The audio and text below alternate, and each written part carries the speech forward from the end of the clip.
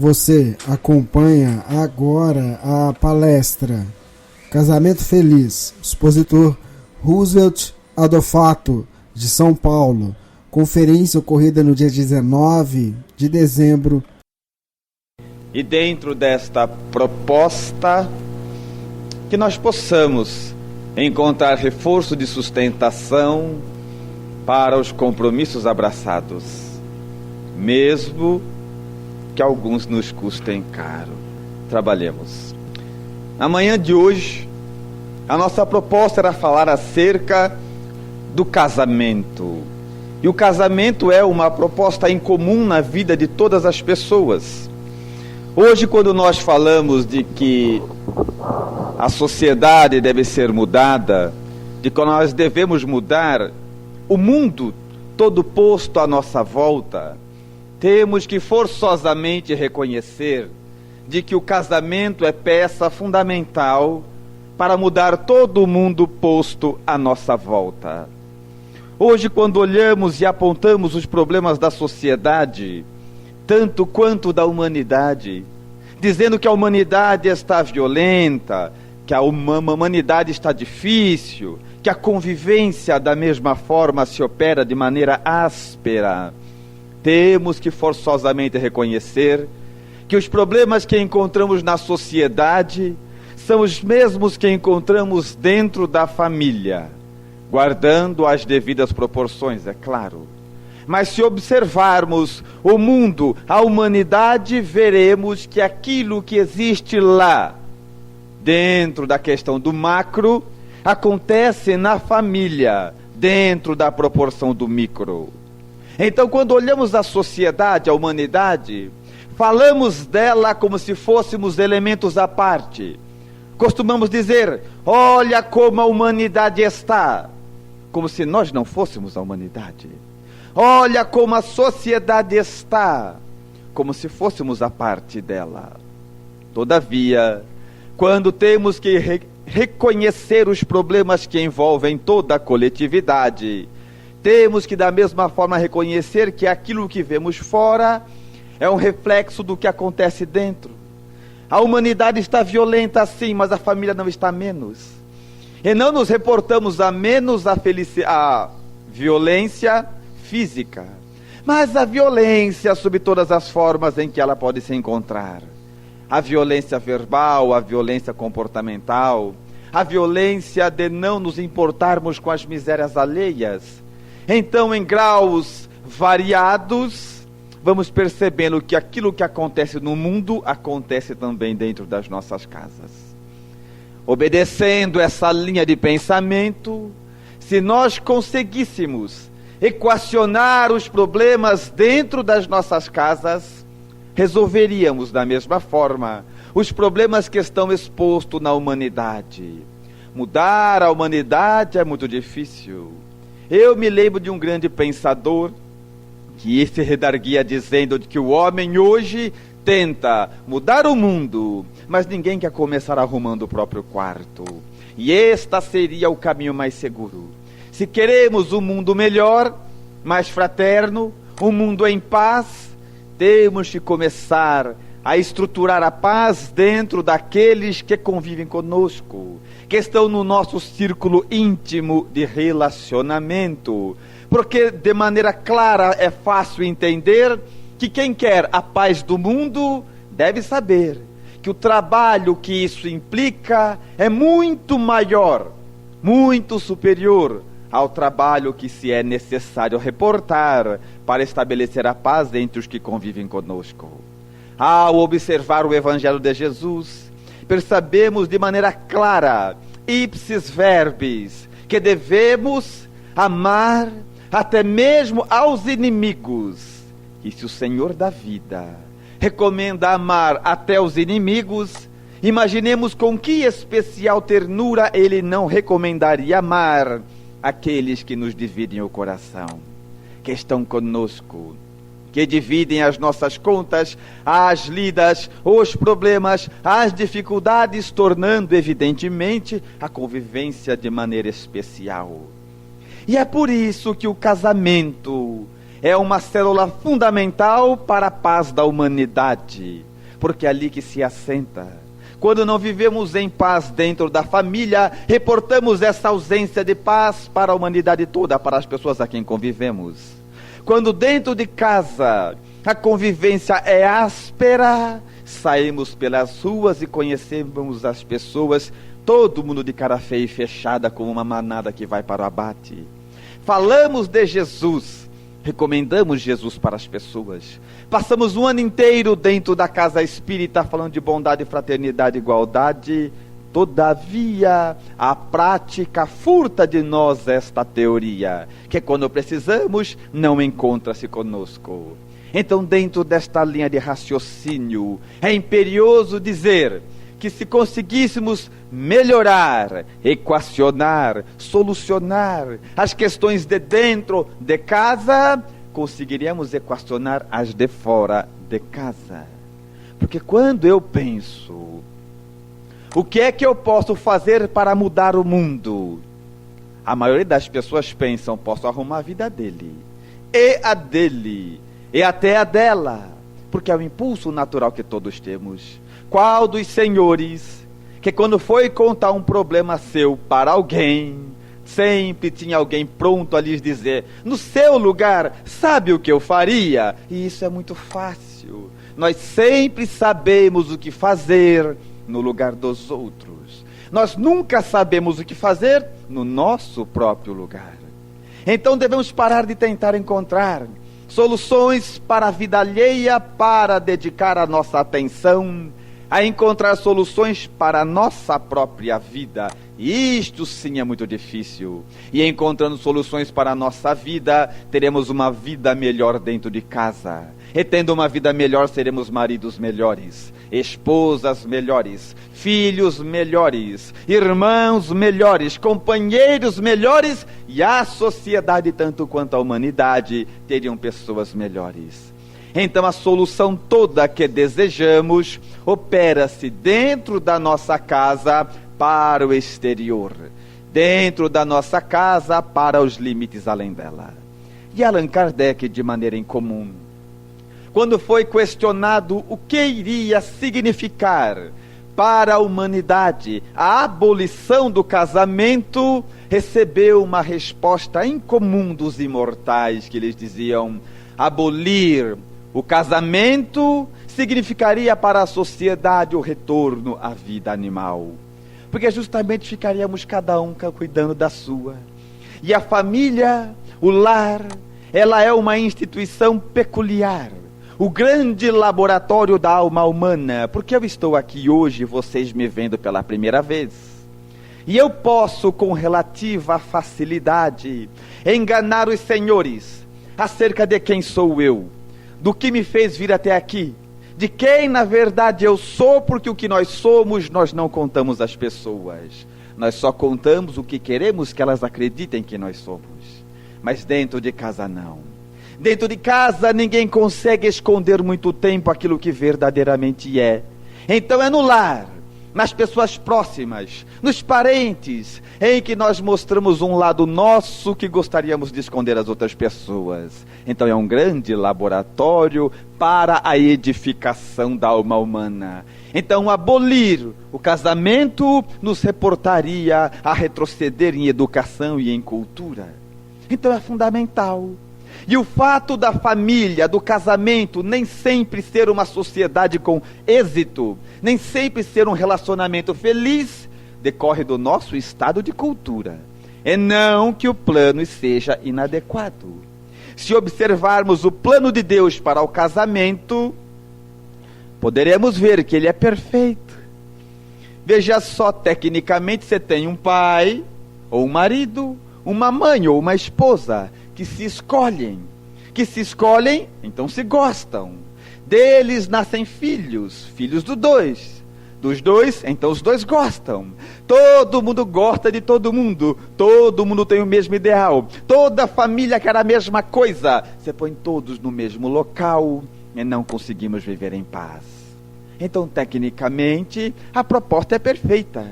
É quando temos que viver com os nossos valores, com as nossas ideias, com os nossos conceitos e preconceitos, é que se começam os problemas. Então é um grande laboratório. E o homem não saberia viver sem ele. Por mais que reclamemos das pessoas, somos criaturas absolutamente sociáveis. A nossa própria estrutura íntima já mostra isso. Nós temos contato, olfato, paladar e visão. Tudo aquilo que é necessário para viver e conviver. Para o relacionamento. Até mesmo quando falamos às pessoas, não aguento mais ninguém. Estamos falando para alguém. Então apenas trocamos de pessoas. Mas não sabemos ficar sozinho. Quem que não tem um amigo, uma amiga, alguém que conhece, que já divorciou-se? E após o divórcio, todos têm o mesmo discurso. Eles dizem, nunca mais. Nunca mais eu caso, nunca mais ninguém me pega, nunca mais eu caio nessa. E o discurso é igual de todo mundo. Aí passa a bagatela de alguns meses e de repente você está andando pela rua e encontra o seu amigo, divorciado agora, de mãozinha dada com alguém. Aí você que é espírita, mas às vezes esquece disso, chega perto dele e diz, ué, você não falou que nunca mais? Aí ele olha para você com a coragem de um pássaro diante de um gato e lhe diz, é que essa é diferente. E assim nós vamos trilhando o caminho, vivendo e convivendo uns com os outros. E este é um processo natural e que não vai mudar. Então devemos aprender a lidar com as pessoas, aprender a relacionar, porque essa vai ser uma condição a longo prazo na lida da vivência humana. Não vai mudar. Mas para termos umas características da convivência humana, poderemos observar o seu início. E desde o início, quando podemos perceber e ver com relativa clareza como é que começam os nossos relacionamentos, nós teremos o período mágico do namoro. E é um período literalmente mágico. Vou pedir até que os senhores lembrem de quando estavam namorando. Lembram? Pois é. Eu sei que para alguns faz tempo, mas vale o esforço. Busca lembrar. E aquele período mágico, tanto quanto especial, deveria apontar como deveríamos viver depois de casado. Se alguém lembrar como fazia na época do namoro, vai saber como deve se comportar depois de casado. Porque o casalzinho namorando vai, e quando estão apaixonados ficam felizes da vida, tudo tá bom. Aí saem os dois andando, e vocês já viram que os jovens quando estão namorando, jovens geralmente não tem muito assunto, até porque lê e estuda pouco, então tem pouco assunto. Então conversa dos jovens namorando, aquelas conversas assim, tá quente, né? É, chove? Ah, acho que não, acho que sim. E eles vão andando pela rua naquela conversa filosófica, quando de repente a falta de assunto impulsiona a companheira a olhar para as estrelas e visualiza a lua. E num processo absolutamente romântico, ela olha para o seu amado e diz, que é aquilo? E ele, dando uma aula de profundo conhecimento astronômico, diz, é a lua. A lua que veio nos observar nesta noite. E eles vão naquela conversa toda. Ele até ousa dizer que São Jorge está ali para espiá-la. E aquela conversa vai seguindo. De repente há uma pedra, um tijolo no caminho, ela tropeça. Mas apaixonado não tem problema. Ela tropeça na pedra, olha para a pedra e diz, uma pedra. Porque nada incomoda a estabilidade emocional dos apaixonados, eles ficam felizes. E a vida vai seguindo, e eles vão fazendo planos de como para sempre vai ser aquilo.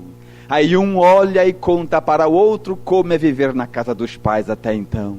E diz, onde eu vivo é um inferno. Ninguém se entende, todo mundo grita, fala junto ao mesmo tempo. E o companheiro, o namorado, o noivo fala, fique tranquilo. Porque na nossa casa vai ser diferente. Lá ninguém vai gritar, ninguém vai xingar, ninguém vai falar nada. Quando um pediu sal, ninguém vai jogar, outro vai levar, dar o sal na mão. Na nossa vai ser diferente. E se o outro companheiro percebe declinações de ausência de bases morais no outro, finge não perceber. Nesta fase do namoro, do noivado, quando o companheiro percebe que a companheira não é muito chegada no serviço, ele finge que não está vendo. E diz depois que casar muda. E muda. Nem sempre para o lado que a gente queria, mas muda. E quando ela percebe que ele também não é muito de tomar banho, mas ela pensa, quando casar ele muda. E às vezes por infelicidade muda mesmo.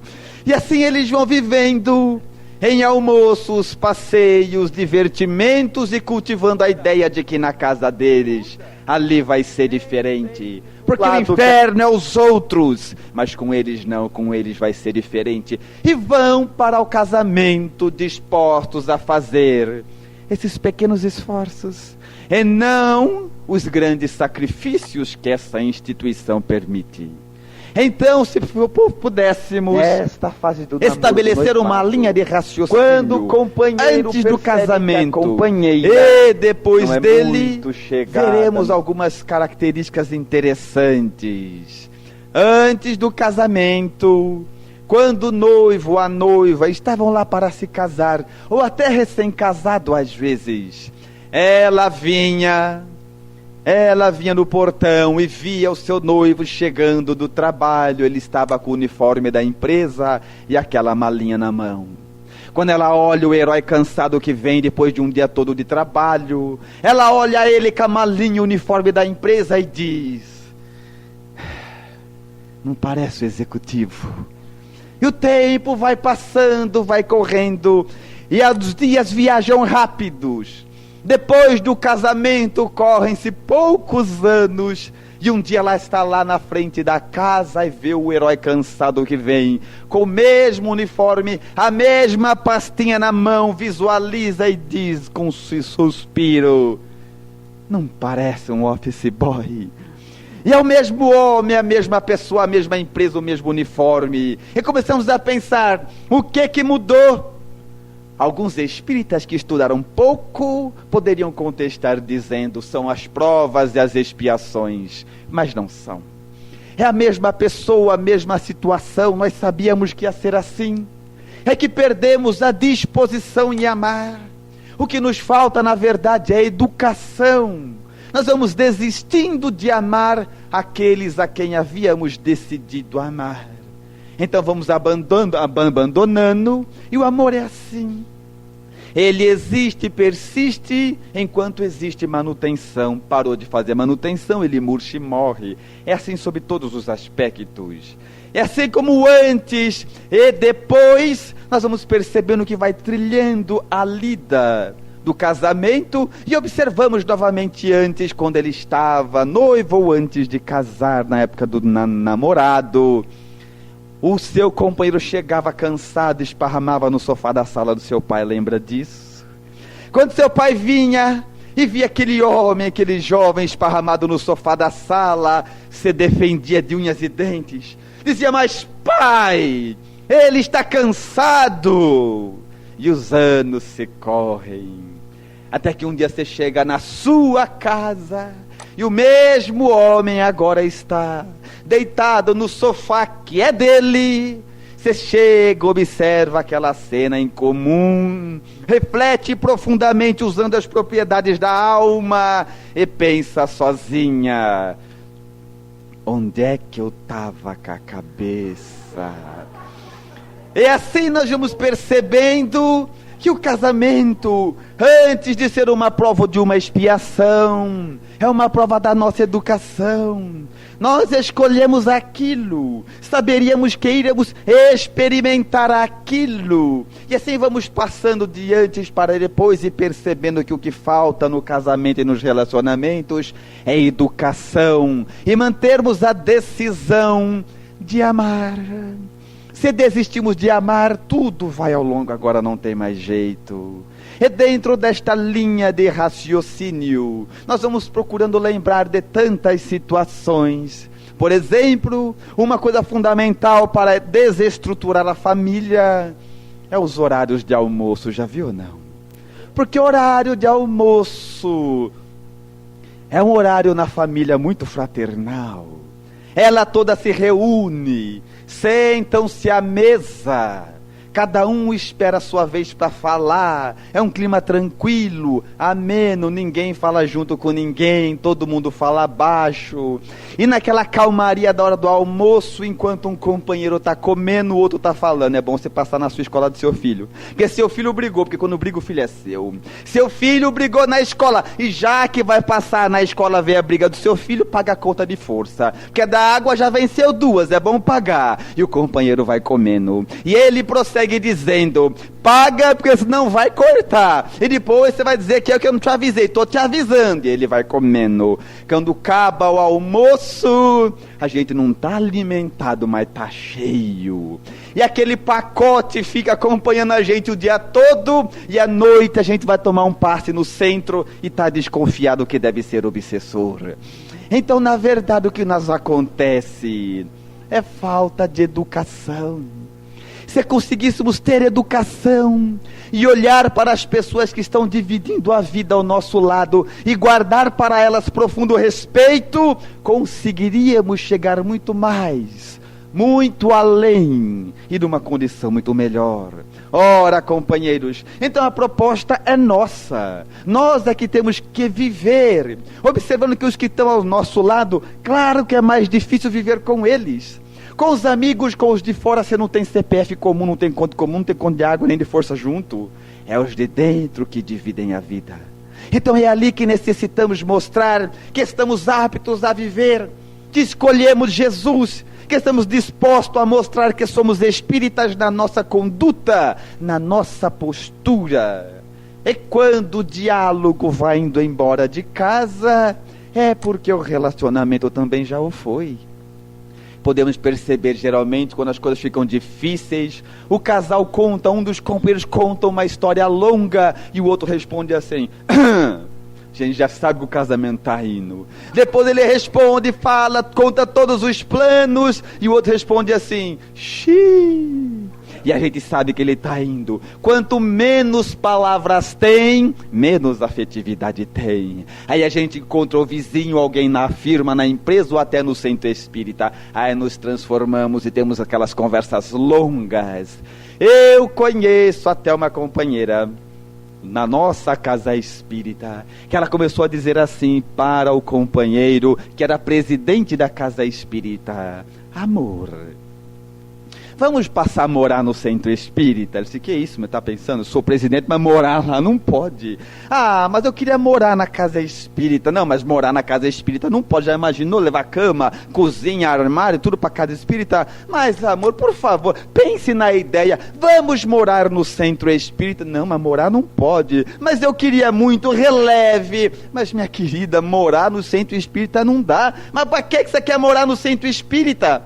Sabe o que é, Benzinho? É que em casa você é um, no centro você é outro. Eu queria morar no centro espírita. E aí, nós vamos percebendo que nós sabemos o que fazer certo. Nós sabemos como tratar as pessoas. É só tratar os de casa igual a gente trata os de fora. E estaria tudo resolvido.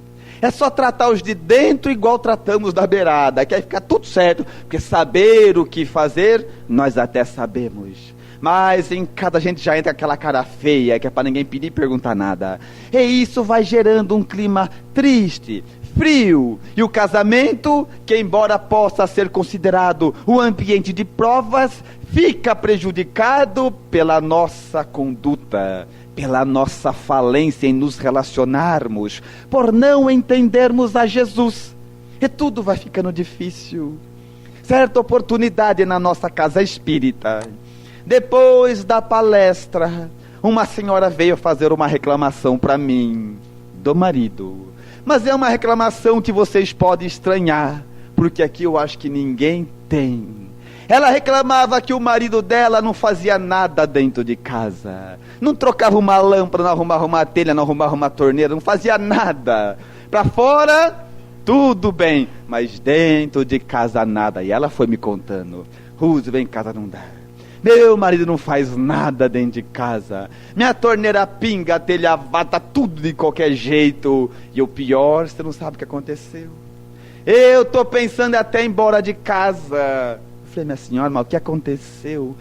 O limite do desentendimento foi que em casa ele não faz nada. Mas esses dias, acreditem, a minha vizinha bateu em casa e disse pro meu marido que ela tinha uma telha quebrada e uma torneira pingando. Roosevelt, foi impressionante.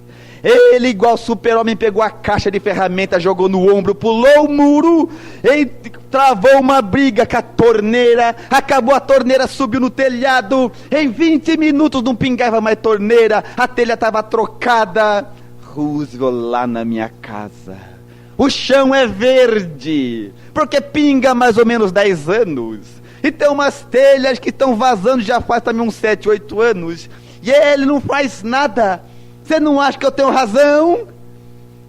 Falei: o caso é grave, deixe-me falar com ele. Eu fui falar com ele, ouvi o outro lado, e ele me deu uma resposta fundamental. Ele disse: Roosevelt, agora coloque-se você no meu lugar. Quando eu arrumei a telha e a torneira da vizinha e desci do telhado, ela estava feliz da vida e falando assim para mim: muito obrigado. Eu não sei o que eu faria sem você. Eu não sei o que seria de mim se não tivesse você. Você resolveu os problemas da minha vida. Muito obrigado, eu nem sei como agradecer. Agora, Roosevelt, arruma a torneira ou a telha da sua própria casa. Quando você descer do telhado, você vai escutar: criou vergonha, hein? Tá demorando, hein? Até que enfim, hein? Agora eu te pergunto, você quer arrumar a casa de quem? Eu encomendei que os dois fossem tomar passe. Então podemos observar: que prova, que expiação. Estamos falando de opção comportamental. Nós sabemos o que seria certo fazer nesses momentos. Não fazemos por opção. Vamos destituindo o casamento, tirando, rebrigamos com as pessoas por escolha do nosso comportamento. Podemos por várias vezes escolher, e entre ser feliz ou ter razão, escolhemos ter razão. Quantas vezes brigamos? Eu estava numa casa, uma das poucas vezes que eu fiquei na casa das pessoas, em palestra. Por isso que o Mauro sabe que é difícil. Estava eu e o casal, eu estava na casa deles, que ia fazer palestra à noite. E logo pela manhã, os dois começaram assim: Roosevelt, hoje vai ter pouca gente na palestra, porque o tempo é de chuva, disse o marido. E a esposa da mesma hora falou: não, hoje não chove. O marido disse: chove. Ela falou: não chove. Eu pensei: vai sobrar. Ele falou: chove. Ela falou: não chove. Ele falou: mas sempre que eu digo que chove, chove. Ela falou: não, sempre que você falar que chove, não chove. Chove, não chove, chove. E eu já estava concentrado olhando para a cara do café. Chove, não chove. De repente eles olharam para mim e falaram: Roosevelt, chove ou não chove? Falei: pronto. Aí eu pensei: brigo com ele ou brigo com ela? Aí eu pensei, pedi ajuda aos espíritos e tive uma ideia. Eu falei: daqui pra cá chove. Agora daqui pra cá vai ser a secura. Que eu vou falar? E o pior, de que vale chover ou não chover? Vamos esperar chover. No final, sabe o que acontece? A gente briga em casa, porque entre ser feliz ou ter razão, escolhemos sempre ter razão e somos infelizes. Ora, e aí não funciona. Escolhemos ser infelizes e tristes, não tem jeito. Então é dentro desta proposta, dentro desta ideia, que eu chamo os amigos à reflexão. Pense na vida. Pense na vida de dentro, porque Jesus recomendou tanto ter cuidados com o nosso próximo, e o próximo mais próximos são literalmente os que estão perto.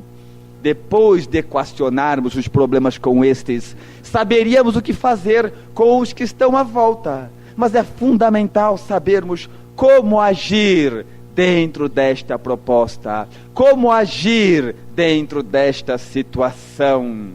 Eu estava, há uns anos atrás, eu tinha um casal de amigos muito próximos, e eles viajavam comigo em várias palestras. Eles estavam namorando, e namoraram cerca de 10 anos, depois casaram-se, e prosseguiram me acompanhando alguns 2, 3 anos antes. Então eu estava acostumado a vê-los à noite. Fazíamos palestra, ia para o hotel, eles iam junto e ficavam lá. E à noite a gente saía junto, aquele negócio todo, coisa de jovem. E eles tinham um pijama que eu nunca esqueci.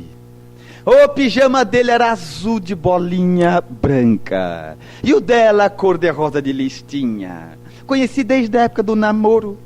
E os anos passaram, e todas as vezes que eu via eles à noite na casa, ou nos hotéis, ou me acompanhavam, era o mesmo pijama, e 10 anos se passaram. Eles casaram-se, e ficamos um tempo sem ver.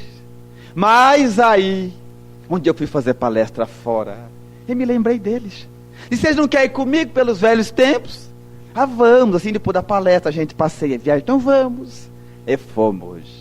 Eu estava no quarto do hotel, eles em outro. Mas eu fiz a palestra aquele dia, eu estava cansado demais. Foi uma palestra longa, difícil, num ambiente nada propício. E saí de lá, queria parar, descansar. Até amanhã a gente sai, vão dormir.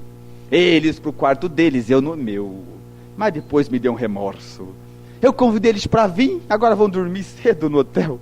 Me deu remorso, resolvi chamar eles para sair. Aí fui lá no quarto deles. E bati na porta. Abriu a porta do quarto, estava ela, com pijama cor-de-rosa de listinho mesmo. Aí eles que eram espíritas, eu resolvi até escrever uma tese de que o perispírito é elástico. Pijama também é, mas perde o elástico com o tempo. E ela estava aquele pijama, é o mesmo que eu já conhecia. E quando perde o elástico da cintura, vira um balaio, mais ou menos assim. Aí como é que a gente faz para usar o mesmo? Você vai dando volta, virando, e até que ele ajusta no corpo. Depois que você virou e ele ajustou na cintura, você dá um nó para ficar ali. Então fica quase uma flor do lado e a calça fica quase na diagonal. Então você olha para a pessoa e tem a impressão que ela está de lado.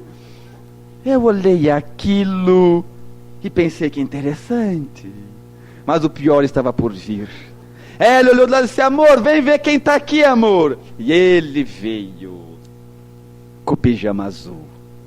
Azul de bolinha branca, que o elástico também já era. Então a calça desce, a cueca sobe e fica uma faixa em cima. E eu olhei os dois abraçados e comecei até a acreditar que umbral existia. Eu vi aquela cena toda posta à minha frente e pensei: deixa eu brincar para descontrair. Falei: vocês vão pro baile? E eles responderam rindo: não é nada, bobo, é que a gente tá com roupa de ficar em casa. Eu falei: que coisa fantástica. É por isso que não há casamento que aguente. A gente se troca, se arruma para os estranhos, e para os de ficar em casa é o que está sobrando. Sabe aquela roupa que você ia doar para o bazar do centro espírita, mas não deu tempo? Aquela a gente guarda para ficar em casa. Então aquelas roupas que a gente não ousaria usar lá fora, guarda para os de dentro. Aí eu me lembro de Jesus. Se ele recomenda amar os inimigos, ele ia rir com as roupas que guardamos para usar os que dividem a vida conosco. E dentro desta contrariedade paradoxal, nós começamos a observar que prova, que expiação. O que a gente tem, na verdade, é falta de educação, muita falta de educação. Então deveríamos orar para nós próprios e dizer: aqueles que estão dentro da minha casa escolheram dividir a vida comigo, e é difícil, deixa-me ter cuidado com eles, porque senão ficaria realmente insustentável por uma opção comportamental. E os anos assim seguem, até que um dia o mesmo casal, já com 20 e poucos anos de casados, e essa data está diminuindo cada vez mais, começa a se estender pelo adultério mental que a televisão proporciona. Vocês já viram isso? Você liga a novela das 8 e de repente você está lá, a dona de casa está no sofá com todo o poder na mão, que eu estou falando do controle remoto, e a televisão ali na frente começa a passar a novela das 8, que começa às 9, porque no nosso mundo tudo é esquisito, e passa o Gianecchini, e ela esparramada no sofá com o controle na mão começa a olhar para o Gianecchini e viaja. Como seria viver com aquele homem? Ele cai do prédio, não desarruma nem o cabelo, é impressionante. Ele pula na piscina, não molha a roupa, é uma coisa fantástica. Ela suspira na televisão e fica imaginando como seria se ela fosse casada com ele. E como na tudo que está pior pode piorar. De repente ela no sofá com o Gianecchini na frente, ela olha do lado e aparece de pé na porta da cozinha o seu marido, sem camisa. Aí você vê aquilo tudo, olha pro Gianecchini, olha para aquilo olha para você. E você fica pensando: que eu fiz na outra vida? E começa naquele adultério mental, sem saber que o que aparece na televisão também é gente. E começamos a viajar. Mas vocês não ri não. Não ri não, que uma hora a novela acaba. Você levanta e vai tomar banho, e quem pega o poder é o teu marido. Agora é ele que senta no sofá, e de posse do controle remoto é ele que determina o que na televisão é que vai contaminar o mundo mental das pessoas que vivem na casa. É quando você vai tomar banho e ele assiste e começa lá a tela quente ou sei lá o que, e de repente anuncia o filme e vai passar hoje O Monstro da Lagoa. E você já se arruma no sofá, tá lá esparramado no sofá, vai o comercial vem, comercial volta, e tá lá o Monstro da Lagoa, e começa a passar o trailer do filme, as primeiras cenas, lhe interessa, quando você tá lá, assisto ou não assisto, aparece no batente da porta da cozinha, depois do banho, a sua senhora. E ela tá com aquela camisona enorme da última eleição, escrito vote 43, cheia de furinho. Ela olha pra você, você olha pra ela, ela olha pra você. Aí ela diz assim: amor, vou deitar, você não vem? Ele olha pra ela, olha pro Monstro da Lagoa, olha pro Monstro da Lagoa, olha pra ela, faz uma reflexão e diz: vai indo que eu já vou. E quando ele acorda, já acabou até o Jô Soares. E isso não é expiação, não é provação, é opção comportamental. Escolhemos agir assim, escolhemos ser assim. Então, uma observação do Evangelho de Jesus dá-nos-ia o roteiro perfeito de o que nos cabe fazer para viver em paz com aqueles que convivem conosco. Porque amar é uma decisão. E um dia você decidiu amar o companheiro que está do teu lado. aquele que está na tua casa. E os problemas começaram quando nós abandonamos essa decisão.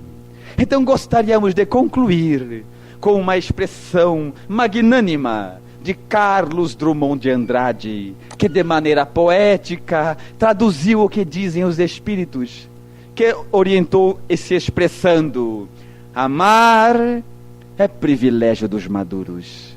Somente sabe amar os que amadureceram, os que cresceram, os que despertaram. Os outros vão levando. Mas amar é privilégio de poucos. É só dos que amadureceram, dos que despertaram para a vida real. E é aí que o estudo sério da doutrina espírita se faz fundamental.